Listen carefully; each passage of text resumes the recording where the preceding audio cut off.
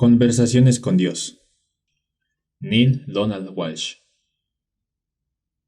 Libro 1. Primera parte. Capítulo 2.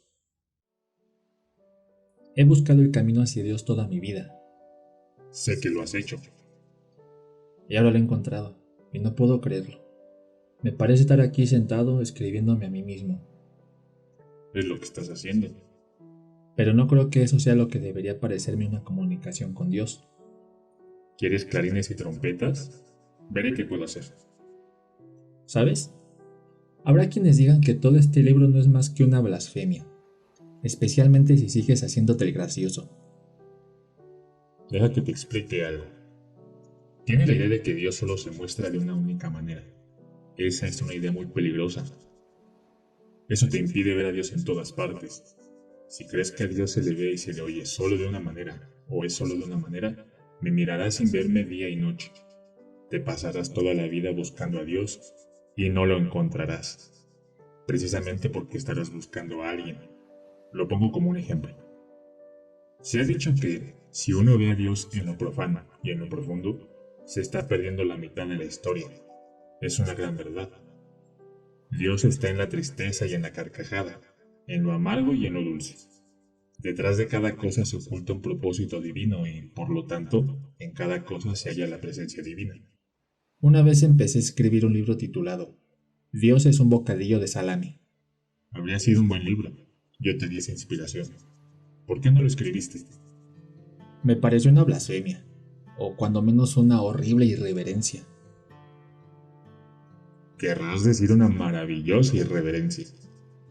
¿De dónde has sacado la idea de que Dios es solo reverente?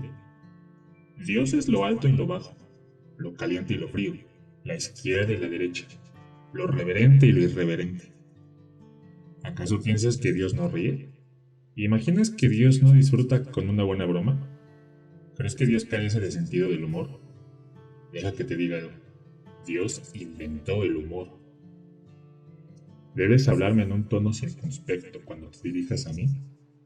Si hallan fuera de mi comprensión los términos fuertes o la jerga, te aseguro que puedes hablarme como hablarías con tu mejor amigo. ¿Crees que hay alguna palabra que yo no haya oído? ¿Una visión que no haya visto? ¿Un sonido que no conozca? ¿Crees acaso que desprecio alguno de ellos mientras que gusto de los otros? Te aseguro que no desprecio nada. Nada de ello resulta repulsivo para mí. Eso es la vida, y la vida es el don, el tesoro inenarrable, lo más sagrado de todo. Yo soy la vida, puesto que yo soy la sustancia que constituye la vida. Cada uno de sus aspectos tiene un propósito divino. No existe nada, absolutamente nada, sin una razón conocida y aprobada por Dios. ¿Cómo puede ser eso? ¿Y qué hay del mal que ha creado el hombre? No pueden crear nada, ni un pensamiento, ni un objeto, ni un acontecimiento, ninguna experiencia de ninguna clase que no sea el resultado del plan de Dios, puesto que el plan de Dios respecto a ustedes es que creen cualquier cosa que quieran. En esta libertad reside la experiencia de Dios como siendo Dios, y esta es la experiencia para la que yo les he creado a ustedes y a la propia vida. El mal es aquello a lo que ustedes llaman mal, pero incluso eso es de mi agrado, puesto que solo a través de eso que llaman mal pueden conocer el bien. Solo a través de eso que llaman obra del demonio pueden conocer y hacer la obra de Dios. Yo no amo más lo caliente que lo frío, lo alto que lo bajo, la izquierda que la derecha. Todo es relativo. Todo forma parte de lo que es. Yo no amo más lo bueno que lo malo. Hitler fue al cielo. Cuando entiendas esto, entenderás a Dios. Sin embargo, me han enseñado a creer que el bien y el mal existen, que lo correcto y lo equivocado son términos opuestos, que algunas cosas no están bien, no resultan aceptables a los ojos de Dios. Todo resulta aceptable a los ojos de Dios, ya que, ¿cómo puede Dios no aceptar algo que es? Rechazar algo significa negar que existe. Decir que algo no está bien significa afirmar que no forma parte de mí, y eso es imposible. Sin embargo, Sean fieles a sus creencias y mantengan como ciertos sus valores, ya que se trata de los valores de sus padres y de los padres de sus padres, de sus amigos y de su sociedad. Estos forman la estructura de su vida, y perderlos equivaldría a deshacer el tejido que constituye su experiencia. No obstante, examínenlos uno por uno, revísenlos pieza por pieza. No deshagan la casa, pero observen cada uno de los ladrillos y reemplacen los que vean que están rotos y no pueden soportar ya la estructura. Sus ideas respecto a lo correcto y lo equivocado son solo eso, ideas. Son pensamientos que constituyen la forma y crean la sustancia de quiénes son. Solo habría una razón para cambiar alguna de ellas, solo un propósito para alterarlas, si no son felices siendo quienes son. Únicamente ustedes pueden saber si son felices. Solo ustedes pueden decir de su vida: esta es mi creación en la que me complazco. Si sus valores les sirven, manténganlos. Argumenten a su favor. Luchen para defenderlos, pero procuren luchar de manera que no hagan daño a nadie. El daño no es un ingrediente necesario en la receta. Dices, sean fieles a sus valores y al mismo tiempo que todos nuestros valores son equivocados. Ayúdame a entenderlo. Yo no he dicho que sus valores sean equivocados, pero tampoco que sean correctos. Son simplemente juicios, afirmaciones, decisiones. En su mayor parte se trata de decisiones que no han tomado cada uno de ustedes, sino algún otro. Quizás sus padres, su religión, sus profesores, historiadores, políticos. Muy pocos de los juicios de valor que han incorporado a su verdad son juicios que han formulado ustedes mismos basándose en su propia experiencia. Pero la experiencia es lo que vinieron a buscar aquí, y por su experiencia iban a crearse ustedes mismos. Pero ustedes se han creado a ustedes mismos por la experiencia de los demás. Si hubiera algo parecido al pecado sería esto: permitirse a ustedes mismos haber llegado a ser lo que son por la experiencia de los demás. He aquí el pecado que han cometido. Todos ustedes no esperan a tener su propia experiencia, sino que aceptan la experiencia de los demás como el Evangelio, literalmente, y luego, cuando se encuentran con la experiencia real por primera vez, permiten que lo que ya sabían acerca del encuentro oculte lo que realmente piensan. Si no obraran así, podrían tener una experiencia completamente diferente. Una experiencia que haría aparecer a su maestro o fuente original como equivocado. En la mayoría de los casos, no quieren que sus padres, escuelas, religiones, tradiciones o sagradas escrituras aparezcan como equivocados, de modo que niegan su propia experiencia a favor de lo que les han dicho que piensan. Ninguna realidad puede ilustrar esto con mayor profundidad que su tratamiento de la sexualidad humana. Todo el mundo sabe que, de entre todas las experiencias físicas al alcance de los humanos, la experiencia sexual puede ser la más atractiva, emocionante, poderosa, estimulante, renovadora, energética, íntima y con mayor capacidad de afirmación, unión y recreación. Aún habiendo descubierto esto experiencialmente, han decidido en cambio aceptar los juicios, opiniones e ideas previos acerca del sexo difundido por otros, todos ellos con intereses creados en que piensen de una u otra manera. Dichas opiniones, juicios e ideas han ido directamente contra su propia experiencia. Sin embargo, debido a que no están dispuestos a considerar equivocados a sus maestros, se convencen a ustedes mismos de que debe ser su experiencia la que está equivocada. El resultado es que han traicionado su auténtica verdad en relación a esta cuestión, y ello con resultados devastadores. Lo mismo han hecho con el dinero. En aquellos momentos de su vida en que tienen mucho dinero, se sienten estupendamente recibiéndolo y se sienten estupendamente gastándolo. No hay nada de malo en ello, no hay ningún mal, nada intrínsecamente equivocado.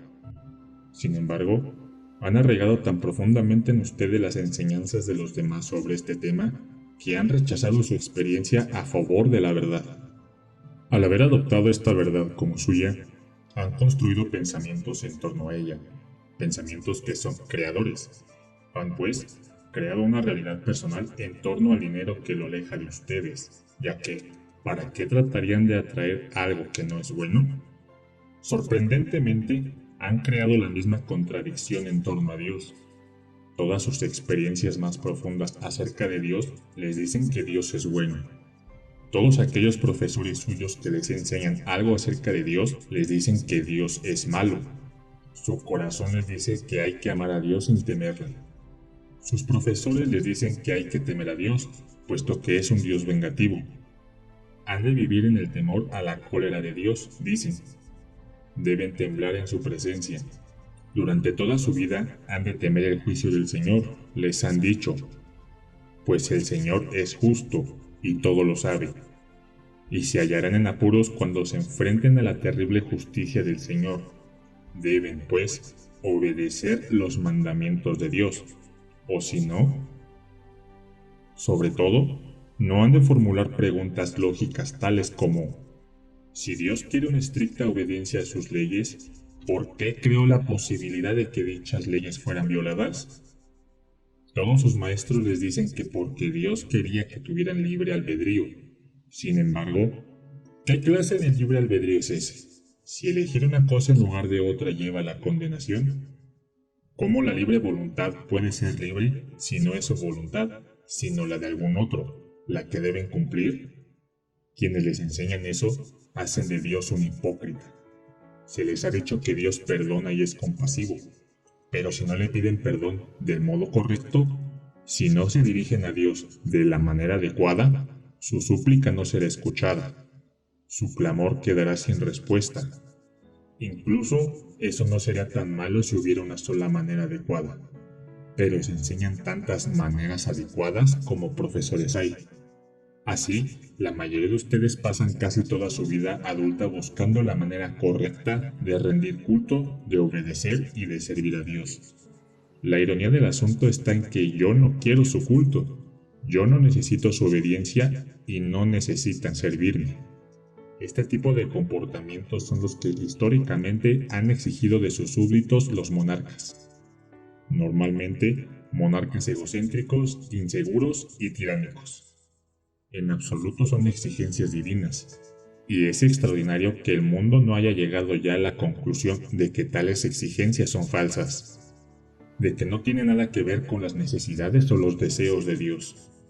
La divinidad no tiene necesidades, todo lo que hay es exactamente eso, todo lo que hay. Por lo tanto, no quiere nada ni carece de nada, por definición. Si quieren creer en un Dios que de alguna manera necesita algo, entonces es que quieren creer en un Dios mucho más pequeño que yo, y verdaderamente son hijos de un Dios menor. No, hijos míos, por favor, déjenme que les asegure una vez más, por medio de este texto, que no tengo necesidades, no necesito de nada. Esto no significa que no tenga deseos. Deseos y necesidades no son la misma cosa, aunque para muchos de ustedes lo sean en su vida actual.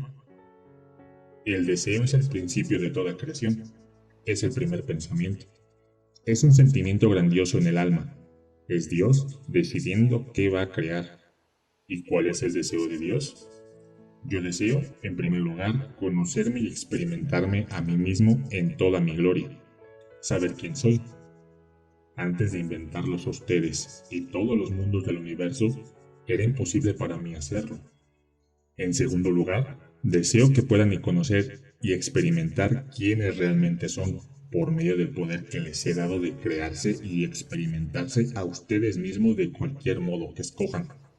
En tercer lugar, deseo que todo el proceso de la vida sea una experiencia de constante alegría, de continua creación, de interminable expansión y de total realización en cada momento. He establecido un sistema perfecto mediante el que estos deseos pueden realizarse. Se están realizando ahora, en este momento. La única diferencia entre ustedes y yo es que yo lo sé. En el momento en que alcancen el conocimiento pleno, que es el momento en que pueden sobrevenir en cualquier instante, ustedes sentirán lo mismo que yo siento constantemente. Una alegría, amor, aceptación, bendición y agradecimientos totales. Estas son las 5 actitudes de Dios. Y antes de seguir adelante con este diálogo, te mostraré cómo la aplicación de dichas actitudes en tu vida actual puede conducirte y te conducirá hacia la santidad. Todo esto constituye una respuesta muy larga para una pregunta muy corta. Sí, sé fiel a tus valores, en la medida en que experimentes que te son útiles. Pero mira a ver si estos valores que te sirven a ti, con tus pensamientos, palabras y actos, traen al espacio de tu experiencia la idea mejor y más alta que jamás hayas tenido de ti mismo. Examina tus valores uno por uno. Somételos a la luz del escrutinio público. Si puedes decir al mundo quién eres y en qué crees sin vacilaciones ni indecisiones, entonces eres feliz contigo mismo. No hay ninguna razón para ir más allá en este diálogo conmigo, puesto que ya has creado a un yo y una vida para este yo que no necesita ninguna mejora. Has alcanzado la perfección. Puedes dejar este libro. Mi vida no es perfecta, ni siquiera se acerca a la perfección. No soy perfecto. En realidad, soy un cúmulo de imperfecciones.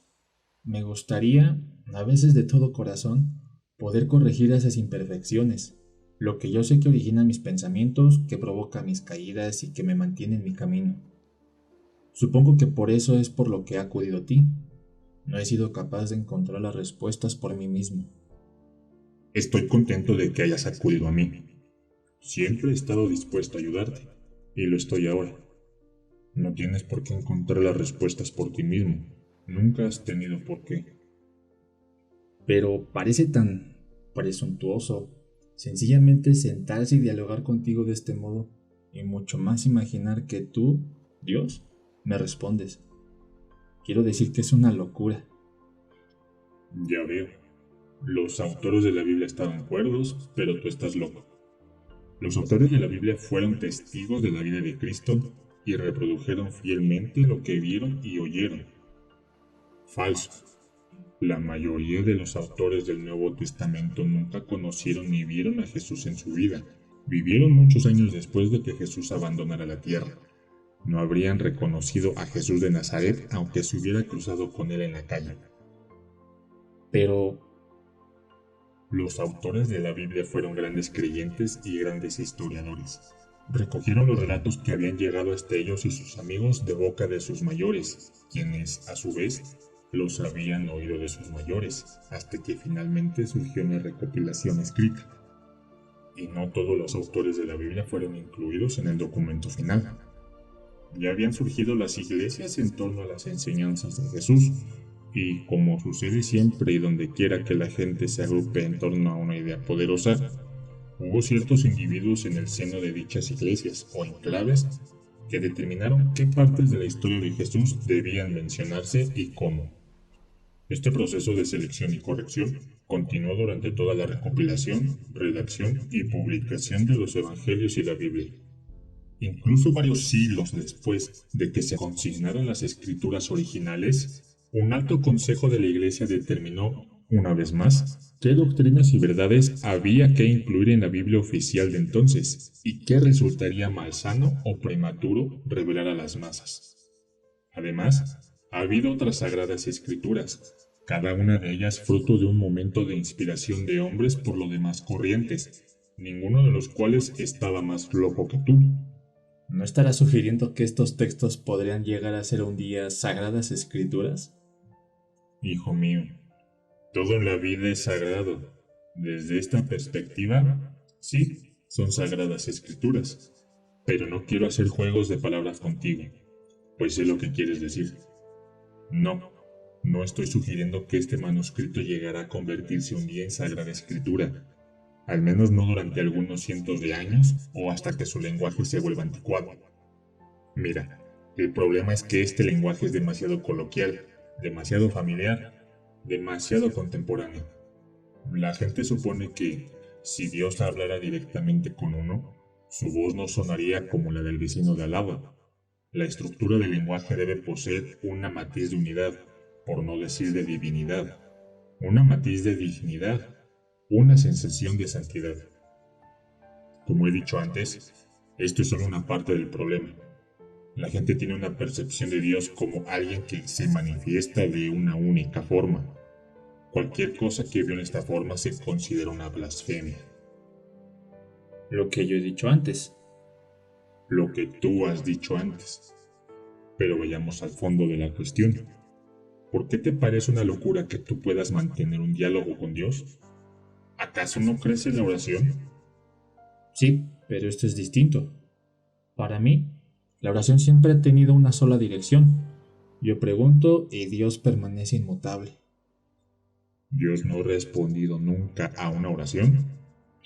Bueno, sí, pero mira, nunca verbalmente. Bueno, ha habido toda una serie de acontecimientos en mi vida de los que yo he estado convencido que eran una respuesta muy directa a la oración, pero Dios nunca me ha hablado. Ya veo.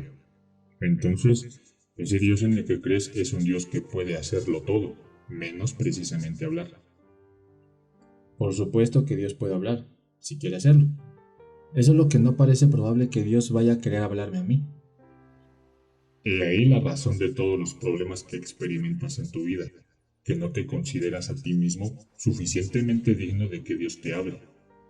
Cielo santo, ¿cómo puedes esperar nunca oír mi voz si no te crees a ti mismo lo suficientemente digno de que te hable? Te lo aseguro, en este momento estoy haciendo un milagro, pues no solo estoy hablándote a ti, sino a cualquiera que esté escuchando estas palabras. En este momento estoy hablando a cada uno de ellos. Sé quién es cada uno de ellos. Sé quiénes encontrarán su camino a través de estas palabras. Y sé, como con todas mis otras comunicaciones, que algunos serán capaces de oír y otros solo serán capaces de escuchar, pero no oirán nada. Bien, eso plantea otra cuestión. Ya había pensado en publicar este material, tal como se está escribiendo. ¿Sí? ¿Qué tiene eso de malo? ¿No me dirán que estoy creando todo esto en provecho propio? ¿Y eso no hará que resulte sospechoso? ¿El motivo en el que escribas esto es que podrás ganar mucho dinero? No, no es por lo que empecé a hacerlo. Inicié este diálogo sobre el papel debido a que mi mente ha estado acosada por una serie de preguntas durante 30 años, y estaba hambriento de respuestas. La idea de que podía hacer un libro con todo esto vino más tarde. ¿Te la di yo? ¿Tú? Sí. No creerás que voy a dejar que desperdicies todas estas maravillosas preguntas y respuestas. No había pensado en eso. Al principio solo quería que mis preguntas fueran respondidas, que mi frustración acabara, que mi búsqueda terminara. Bien, entonces deja de cuestionarte tus motivos y vamos con ello.